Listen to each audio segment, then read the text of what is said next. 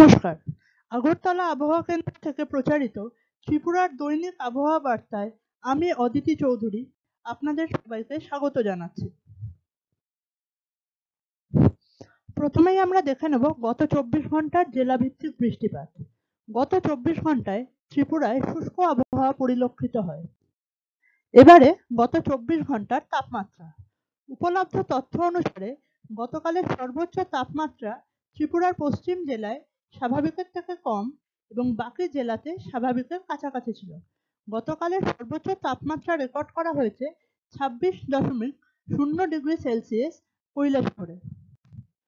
উপলব্ধ তথ্য অনুসারে আজ সকালের সর্বনিম্ন তাপমাত্রা ত্রিপুরার সব জেলাতে স্বাভাবিকের থেকে কম ছিল। আজ সকালে ত্রিপুরার সর্বনিম্ন তাপমাত্রা রেকর্ড করা হয়েছে 8.9 ডিগ্রি সেলসিয়াস আশাপাড়ায়। এবারে আগামী 24 ঘন্টার জন্য আবহাওয়ার আভাস। বৃষ্টিপাত। ত্রিপুরার সব জেলায় শুষ্ক আবহাওয়া থাকার সম্ভাবনা রয়েছে।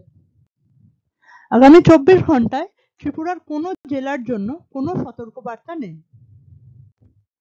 আগামী 24 ঘন্টায় সর্বোচ্চ তাপমাত্রা 24 থেকে 27 ডিগ্রি সেলসিয়াসের মধ্যে থাকার সম্ভাবনা রয়েছে, যা স্বাভাবিক বা তার থেকে কম, এবং সর্বনিম্ন তাপমাত্রা 9 থেকে 12 ডিগ্রি সেলসিয়াসের মধ্যে থাকার সম্ভাবনা, যা স্বাভাবিক বা তার থেকে কম।